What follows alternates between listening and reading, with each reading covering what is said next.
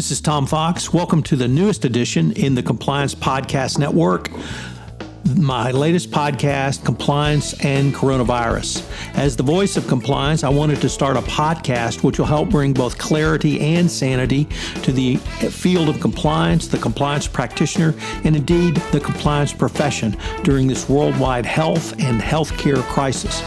Taking up a variety of topics as diverse as working from home to sporting events, to the role of the board of directors, to crisis management, to the role of supply chains.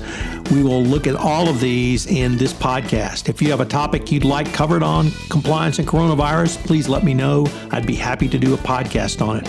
We will post on Tuesday, Wednesday, and Thursday at 9 a.m. Central Time for the foreseeable future as we navigate our way through this incredible crisis. First, a word about our sponsor, SAI Global.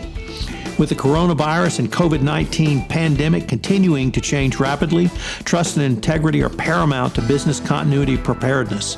SAI Global is here to help compliance and risk professionals facing these challenges, including unprecedented business impacts from employee well-being to disrupted supply chains. SAI 360 is a cloud-first software and modern ethics and compliance learning platform designed to help you navigate risk from every perspective. To learn more about how you can protect your business operations and workforce during these uncertain times, visit saiglobal.com/risk for free resources, expert guidance, and industry-leading technology. Thanks again to SAI Global for sponsoring this most important podcast.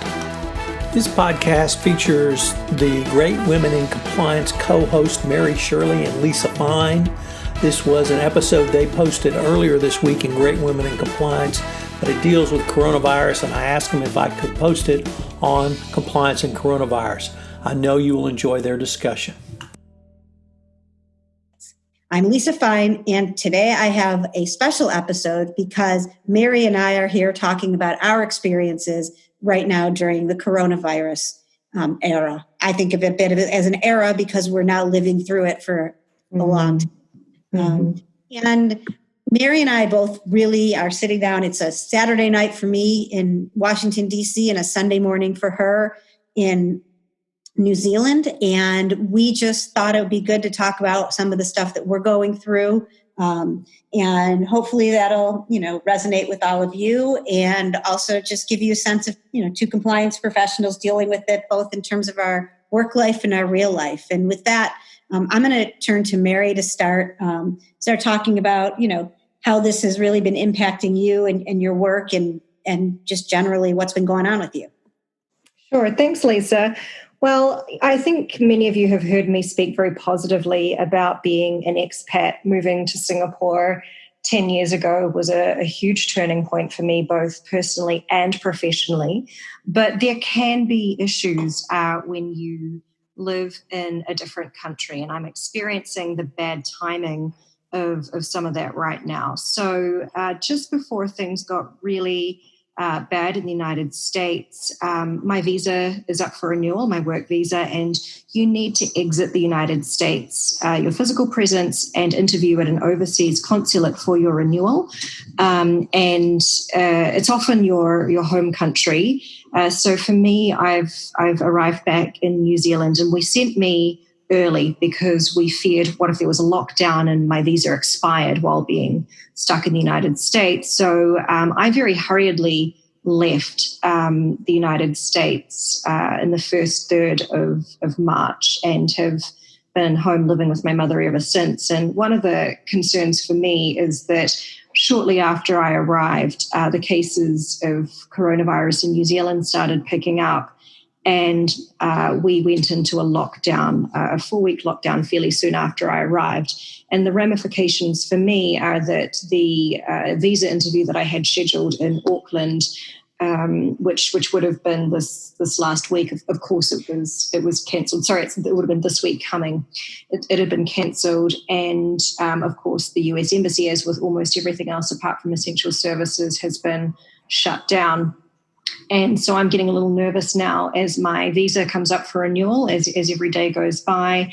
And what that means is that when that does happen, that my company can't legally pay me and I can't legally work, and I'm still servicing my very expensive apartment in Boston during this time. And of course, there are a lot of people suffering hugely more than I am, but this is just the current situation that I'm in. So it's a little bit different.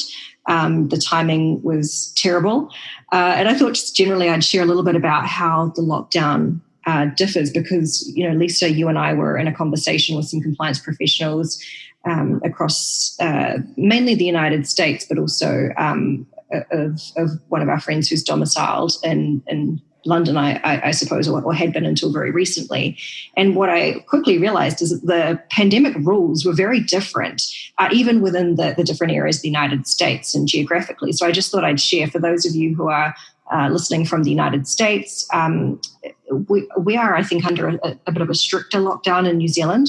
So all restaurants and bars are closed completely. We're not even open for drive-through, takeaways and delivery. So in New Zealand, the whole country is eating freshly made homemade meals and everyone's cooking from scratch. So along with toilet paper, one of the things that we've sold out of in the New Zealand supermarkets is flour, because a lot of people are turning to baking. It's got two benefits. One is that it helps with continuing to educate your children, and it also means that you can reduce your trips to the supermarket if you're able to survive a little, a bit more from another day or so with some of your baked goodies. So that's the day-to-day life experience of me out here in New Zealand. How is it for you, Lisa? Well, we've gotten to a stricter point. I'm in Washington, D.C., so it's a surreal. I think throughout the U.S., we've gotten to a stricter point everywhere, although it is strange how it varies from state to state. Personally, in the state of Georgia, they finally have a shutdown, but the governor there decided to open the beaches. And then some of the local mayors for those beaches are like, please don't let that happen. So we have some different things. For me personally, it's essentially a stay at home. We do have food delivery and food pickup that you can do. And part of the reason I think some people will do that is, other than for nutrition, is that this is like helping, some people's sole source of income. I think the economy and a lot of the gig economy is hit home here. For me personally, from a work standpoint, I was able to work from home, but it's just different now when you can't go into your office. And the idea of Zoom happy hours or Zoom get-togethers are good. It's a truly taking social distancing correctly is a challenge, but I do see people in DC generally doing pretty well with it. I have kind of an outdoor space, which I can use in front of my, where I will go outside. And it was interesting, just as we'll talk about some of that other stuff later. I was outside trying to exercise, and there was a guy next to me, like drinking a lot of beers and smoking a lot of cigarettes. I hit home that a lot of people are handling it, their own way.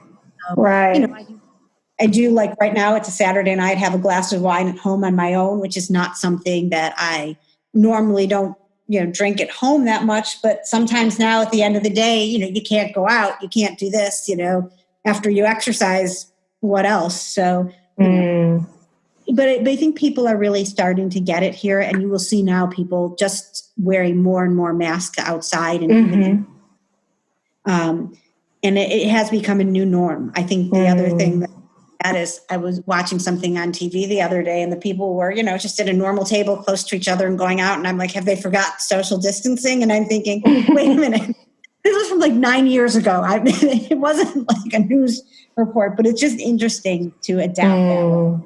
So I think, so one of the other things though, for you professionally, particularly being in healthcare, talk a little bit about that part of it for you. I know we'll get back into real life too, but you have a very specific area that you're in. Yeah, absolutely. And I think that this topic will be hopefully helpful for some of our colleagues who work as compliance vendors. One of the things that I've seen over the last several days, especially in healthcare, but not limited to, has been compliance professionals really concerned about vendors approaching them at this time to have a chat about them selling their services. And I'm hoping that when I share some of what is really the tip of the iceberg for companies like mine in terms of how our world has changed and the sheer amount of extra work that we do, that maybe this will give some people who are vendors some insight into why implying that someone has plenty of free time to shoot the breeze with you right now while you do your business development, why that's not going to go down so well. So for companies who already have patients, and for ours it's dialysis, those services must continue. They are, of course, an essential service. And so what are our considerations towards our staff who still must go to work? How are we protecting them? How can we work with HR to ensure childcare for our frontline staff? How do we make the clinic and hospital environments as safe as possible for patients? Do we need isolation areas? How are we going to arrange for those? Dialysis patients often have a support person sitting in the treatment room with them.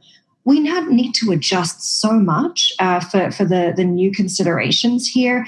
And of course, as you can imagine, every time the business is thinking about making changes, compliance is roped in. And so even though compliance may not be executing as such on a lot of these areas, they're still going to be advising, or they're still going to be looped in and attending the meetings in case their advice is needed. And then another area for us is telehealth. Telehealth has been fabulous in terms of a developing area, but that's the key part, right? It's developing. So there are a lot of regulations around it. There are some areas of healthcare that are better suited to telehealth than others. Dermatology is a great example of something that works really well with telehealth services. And of course, as a remote service, a lot of companies are turning more and more to how they can transfer some of the in-person services that they've been doing to a telehealth environment.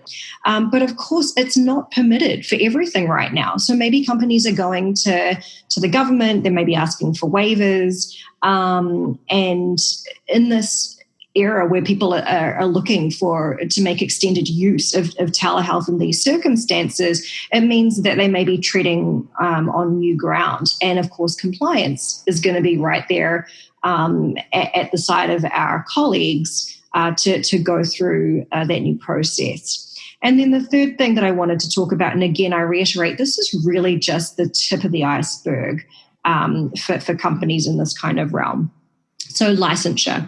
In New Zealand, we've put a call out recently to retired healthcare professionals, asking them to volunteer and help out during the crisis. Now, a lot of these people won't be currently licensed. And then in the United States, for example, there are a lot of healthcare professionals who may be licensed in one state, but maybe not currently practicing in the state that they're living in, and they don't have a valid license for that state. So how can we overcome this current call to arms, which is really important, but also balancing compliance risk with life and death needs. So those are some of the areas.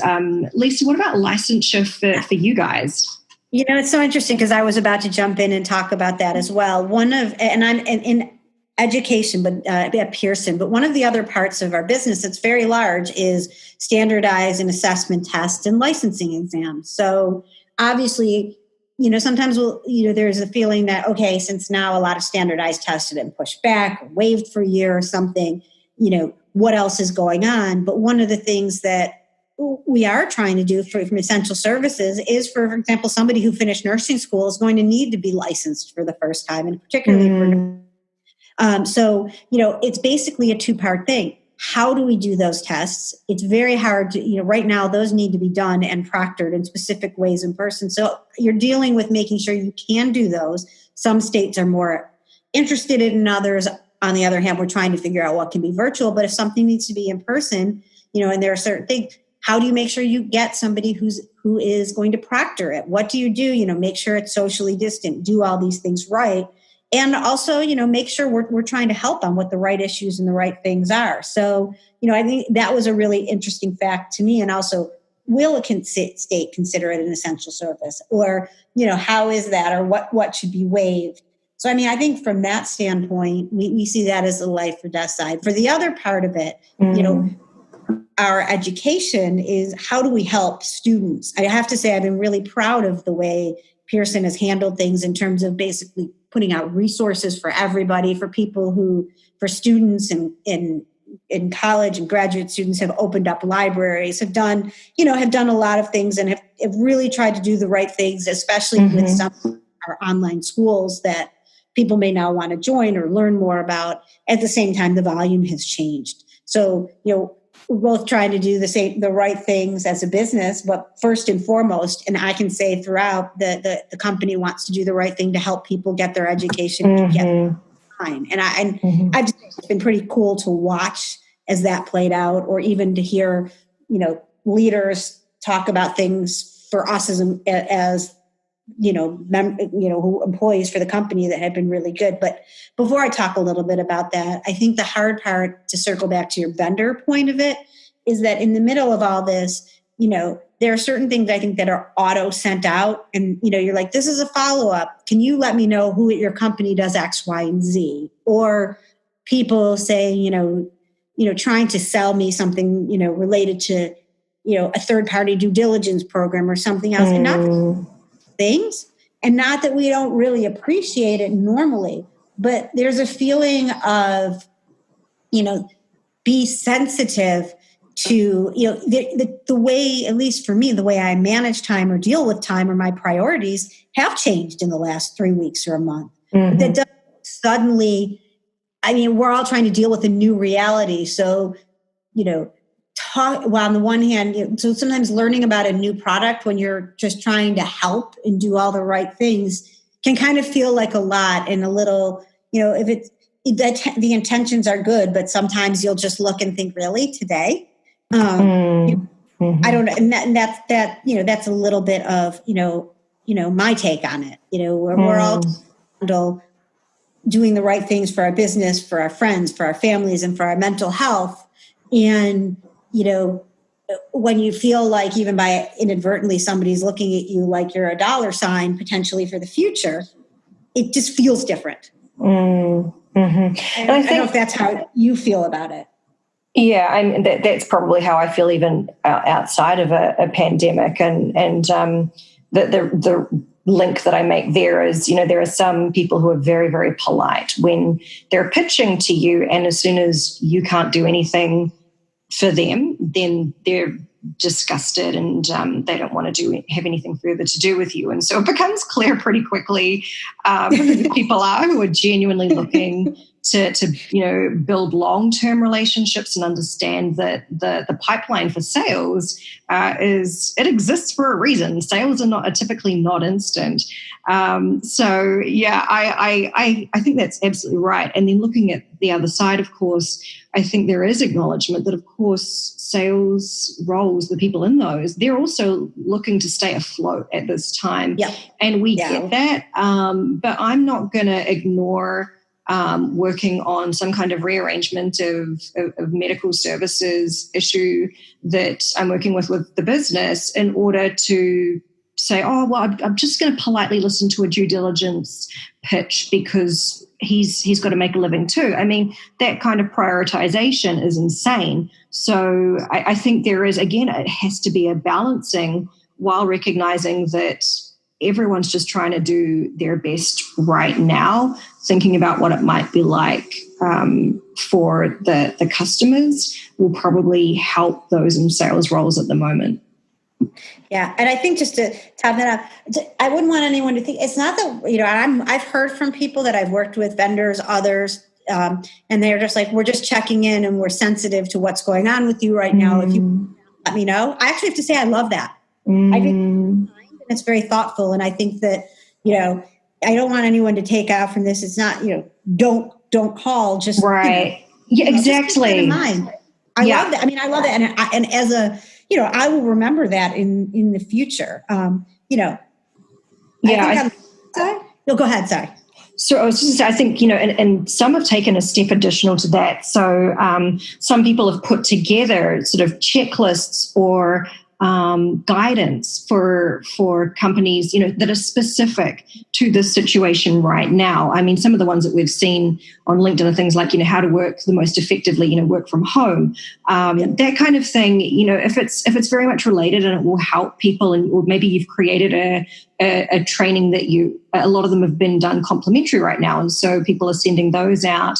Maybe thinking about privacy and security concerns for your workforce now that people are at home, and using technology from home. What are some of the, Zoom we talked about as being something that's been infiltrated quite a bit right now. So maybe awareness in that space is going to be really helpful. But I think there's a very big difference between reaching out for what is almost certainly, chit-chat for no reason, because they see that as being, oh, this is great, this is building our relationship so I can sell stuff, versus genuine care and interest and something that's helpful to companies right now. Yeah, absolutely. And that one of the other things that reminded me of is that, for us, I think, at least for me, some of my work has really focused in the last month. Mm-hmm. So, a lot of things that we are planning to do over the next months related to some gifts and hospitality training, and other things with people. And as I joke around with people regularly, if we have people bringing, hospitality to their homes and feeding them during this, we have a lot larger problems than just a pure, compliance issue. But I'll joke aside about that, it's also an opportunity for us as compliance professionals to be able to truly support our business, because we always want people, or at least I do, we're here to help you. And you're changing, and what can we do, the same way, there are a couple of different, we could take that view of, well, this is a good time to, to talk to some of the people who may have more time at home about the things that are important to us. And I think strategically, and just in terms of being a good coworker, a good colleague, to kind of take the opposite approach, which is, what is coming up for you right now that you think might be an issue? What do you think we could be aware of? Like, I'm working with our internal audit and others. We were supposed to do some work this spring, and we're still talking to the same business group from the business, and we're talking about what they think might be issues now, and how do we look at that, and how do we work with them for what they may think are compliance issues right now. And I really think that they took a kind of a breath of relief when they realized that instead of us trying to impose what we were planning to do 2 months ago on them, but sort of adapting to this, I think it makes a big difference in our work and our credibility for once when the crisis comes to an end, that people really do know that when we come back to some of the work we need to do, they're going to understand and realize we recognized what was happening when it was happening too. So I think it's a good time to shake ourselves out of it a little as well.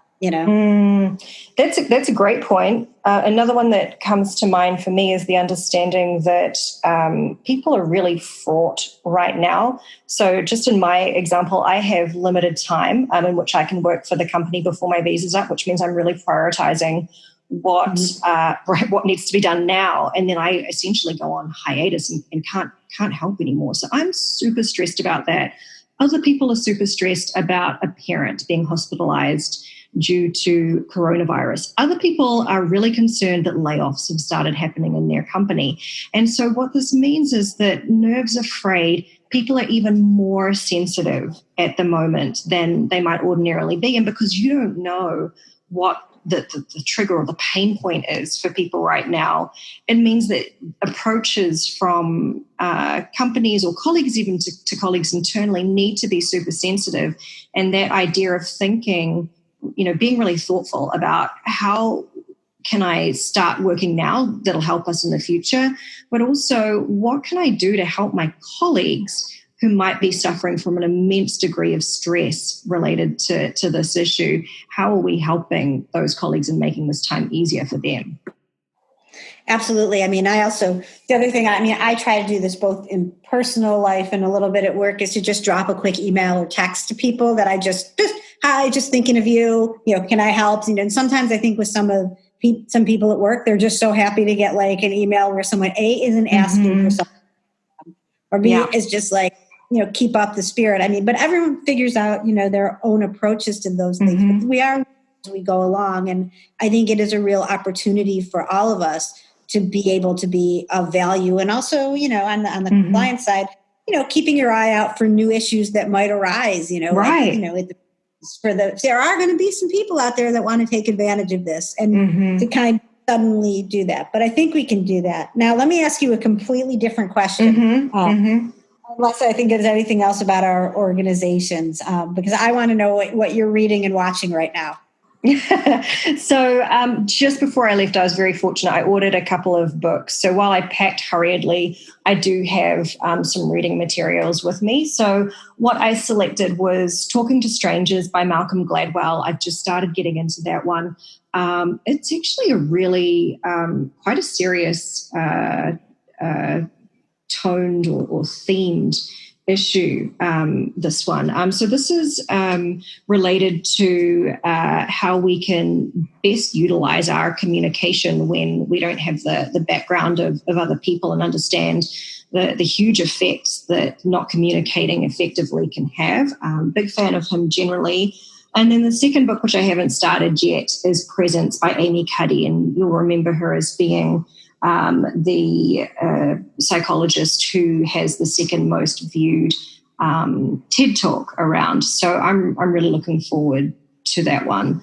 In terms of watching, I am every night, my mum and I are holding a Netflix movie night as time to unwind. And I'm very old school. I joined Bones, the forensic anthropologist crime series, really late in the game. And so I started watching it very late. So I'm starting that from scratch now and going through it. So a little boring, that one. What about you, Lisa? Well, from the book side, there are a couple books I've read recently or I'm in the middle of. One is one that was recommended by our chief legal officer to his leadership team. And they really liked it. It's called Competing in the Age of AI, and it has a lot of different examples and things about artificial intelligence, where it works, where it doesn't from a business standpoint. I'm getting through it. I would like to say I was going more quickly than I really am on it, but it's got good examples from large companies and things like that. And I just think it's really interesting to see the evolution of that.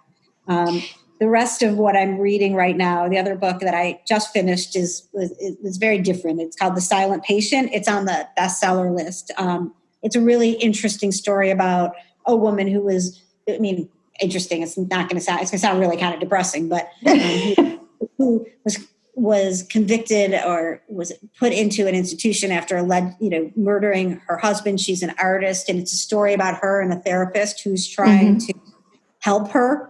But it just has it's like a thriller, and it has twists and turns. And I actually didn't, usually I feel like I catch on to some of those. And this one was, really just hit me at the end. So I thought that was really good and fun. I'm trying to read some stuff that's a little less, other than my AI book. I know I want to read this new Glennon Doyle Untamed, but I haven't gotten to that yet. In terms of things on TV, I have just started watching Ozark. I was late to that, and it's really good. I'm getting caught up. I'm only in season 1, but I'm really enjoying that. Right. Also would recommend, I watched Watchmen on HBO, and I'm not a huge comic book person or anything like that, but I think that show, it's going to be one season so well. It's from the U.S. And the other one, which would be for a podcast of its own, is, I will admit to who's ever listening now, I did watch Tiger King, and wow. I still don't know what to say about it. I watched it. And let me just tell you, I'm still amazed by the whole thing. Like, it's just, I feel like the one thing that's really united people throughout the U.S., watching Tiger King. It's bizarre and randomly fascinating, but I think everybody who's watched it right now is laughing. I'm sure some people may be rolling their eyes, but really, it's something. So I've got to get onto that. My mother, from my parents who have had to try to, now they're very good about staying at home and are pretty much mastered FaceTime. We're on to Zoom now. My mother said, watching Tiger King, so I'm prepared for that. So that's great. So anyway, for you also, sort of, what is something, we're talking about that, what's something that's made you feel good during all of this, or a silver lining or a surprise or something that's made you, feel good about people, humanity or something? Yeah, there's been a couple of really nice things for me. So externally, there has been a call for students in the UK to come out and volunteer to ensure that vulnerable people are getting deliveries of essentials. And they had a massive response to that. It was so heartwarming. And I might be a bit biased because I'm a millennial, but I feel like there is a bit of a reputation for millennials as being super self-absorbed. And the number of young folk who put their hand up and said, yeah, I'm absolutely willing and able to do this. So I'm going to help, even though I might be putting myself at risk, but I'm going to help out the community. That really made my heart smile. And then in New Zealand, we have similar. There is a website called stuff.co.nz, which I don't recommend, as the journalism is not so strong, and there's a lot of spelling and grammar mistakes often in the articles. But there is a section in there which is called Neighbourly, and the idea of it is that you can leave messages for people, like if there's a lost cat and you want to advertise that you found a cat, does anyone own this cat? But people were also volunteering on that and saying, if anyone out there needs grocery deliveries, send me your list and I will go out and get that for you. That kind of thing, that coming together of community just really thrilled me when, at a time when I think we had some societal decline and I was getting a little nervous for the future, but this has really uplifted me and given me renewed hope. What about you? I would say also, I live in a building, and just the number of people who put up notes or have put them on the virtual board, people going out of their way to help each other. I think there's things like, when I've seen, in the restaurant community, for example, there's a thing in DC, the virtual tip jar, where you have a list of lots of people that are out of work, and there are people who basically every time they go get something from their refrigerator, that somebody put together a randomizer so you can go give a tip to somebody who's a bartender or a server who's out of work. I just think like ways that people are trying to help each other that are part of the day-to-day life of communities as the reality hits has been, really inspiring. I also think the whole thing where you see the teddy bears, I don't know if you've seen this, but yes, the idea in New Zealand as well.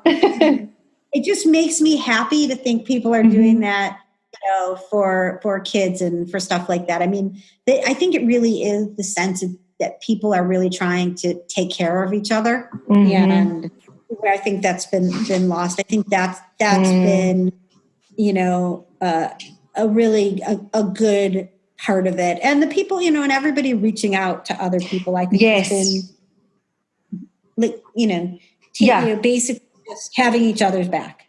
Yeah, I was going to say the same thing. I'm sure you've experienced this too. I have noted a real uptick in the messages of outreach, and even just the sharing of funny memes, the little jokes. Everyone has been in touch way more frequently than usual, and I'm loving that this has brought people together not only as a community, but also that everyone's showing that the friendships around them still mean something. There's a lot of checking in across all the different geographical borders in my network. There are people sharing funny things. There is sharing of tips.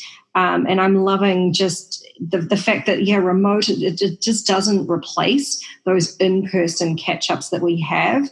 But, with the resources that we do have, people are really stepping up and reminding everyone around them that they care. And I've really felt happy about the messages that I've received, and being able to send a lot out myself.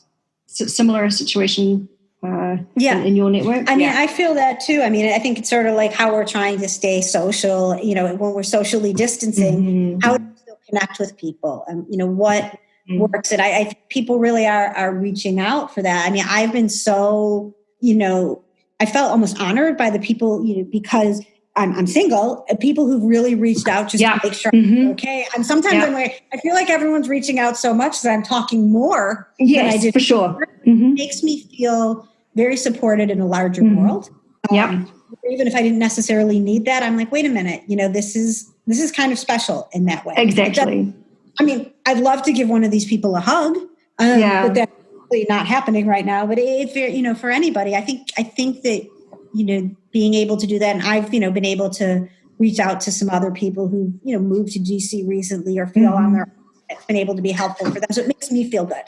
I feel like we're focusing on what's important. So that's is the people and people we love and people who have out there and people who need us. And I think bigger society, and I think that's good.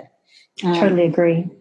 So one last thing. So what other things, what are you doing kind of just for yourself other than your, what's watching? What are you doing for yourself? Yeah. And I initially read this question when we were talking about this episode as being, what are you doing in terms of additional activities and things? And I'm actually doing the opposite. So as you know about me, I am very responsive. I feel a great need to respond to messages promptly, to be on top of things. Really? I never knew. And so in this time, staying with my mom, I've put my phone to the side a lot more than I normally would. And part of that is the relief of not being in the same time zone as many of my colleagues. New Zealand is like the worst. We're the first country to see the sun every day, which is lovely, but it's also crazy in terms of the fact that we're a German company. I have a global role for half of my time. So making the time zones work is impossible with certain combinations of people. And so I actually feel now a great almost sense of relief. Like I hadn't realized how much I'd put pressure and expectations on myself to be always on the ball, right? Like always dependable if someone needs an answer. And so I don't have that pressure right now. And what I've learned from this is that when I'm back in an environment where I don't have this time zone advantage / disadvantage, I'm going to be a lot better, I think, about not needing my phone in my hand the entire time. So I've gone back to an easier life, I think. The home-cooked meals, talking to my mom, having that routine of our day. For me, I've gone the opposite way. So I have not put pressure on myself to try and learn something new at this time. I feel pretty busy with work and just trying to survive, I guess. And I know that sounds weird because I'm not in a life or death situation, but I do feel a great deal of stress about my current work situation in terms of not being able to contribute when my work visa expires and just being a giant pain and inconvenience to the company, essentially for being foreign. And I've never felt like I needed to apologize for being foreign before, but now is the time when I do. I feel really bad about the fact that this is going to cause trouble and inconvenience to others. So in light of that, taking a really relaxed approach as much as possible and not taking on new things right now beyond what I can reasonably do. That has been my approach. But I think you have been a lot better about maintaining your exercise routine, which has completely fallen by the wayside for me. Well, yeah, no, that I've still gotten. I was, being my attempt to eat very healthy has had some ups and downs. Who hasn't? But I do think, for me, I agree. I haven't picked up a new skill or anything, but I have been one of the people now doing jigsaw puzzles. I find like the small accomplishment of getting that to move and to be done, like that's just something that will help me with the stress and the uncertainty of other things. So for me, that's been one of those things that I'm, when you finish it, you feel a sense of accomplishment, but it doesn't really matter if I do it tomorrow, tonight, or next week. And I really sometimes just thinking and focusing on that for a little while has been good. In terms of my exercise routine, like that I've been good about, mostly because I have friends in the fitness community, many of whom have lost their jobs, like we were talking about earlier with restaurants. And they're trying to do classes online. So I'm trying to contribute to those both, to pay for classes when gym memberships and other things are frozen, because that's what helped me with stress when in normal times. So I feel like it's and I certainly am not going to plug or be a vendor, but if anybody that's listening to this wants to reach out, I know a lot of people who would always appreciate anyone from anywhere who'd want to do a Zoom class or an Instagram class or things like that. I think them, their complete living was just closed one day, and almost all of them have can't do it. So partially my exercise routine is good for my sanity. Partially it keeps me accountable because I have people I know who I say I'm going to show up. So. And other than that, I think I work what I'm now calling farmer's hours, because if it's rainy, I'll work more. I'm a little more fluid. I'm nice and it's warm. I'm going to go outside for a little while. I'm socially distanced appropriately. But, like you said, since the time for things are different for work, I want to do what I can to make it, a little bit easier, for me. So I wouldn't say I'm going to come out of this knowing another language or being like, in the best shape of my life, because none of that's true.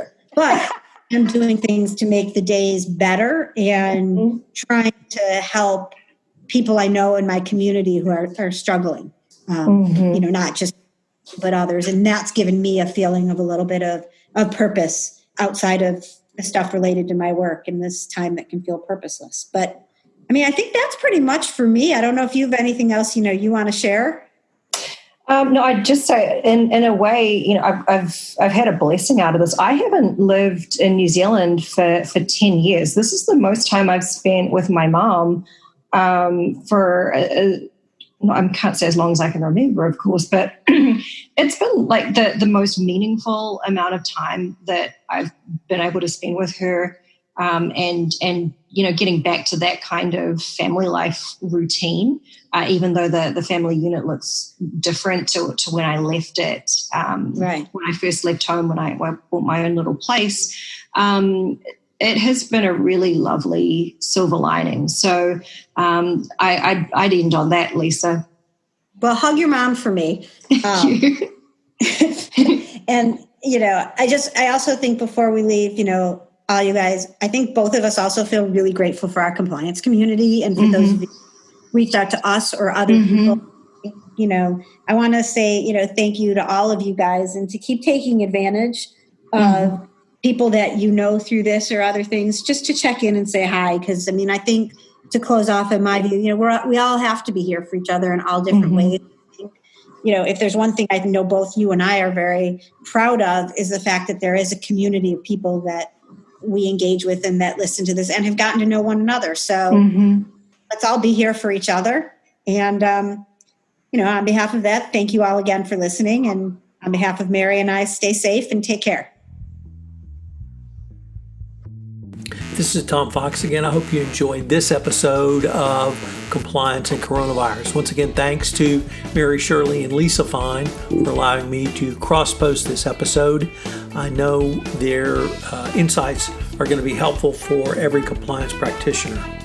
As a call to action, I would ask that you tell one of your colleagues about this podcast. I'm trying to get the word out organically about compliance and coronavirus. I feel it's an extraordinarily important podcast because I'm bringing both clear and sane information to the compliance practitioner. Compliance and Coronavirus is a production of the Compliance Podcast Network. I hope you'll join me again for another episode. Thank you for listening.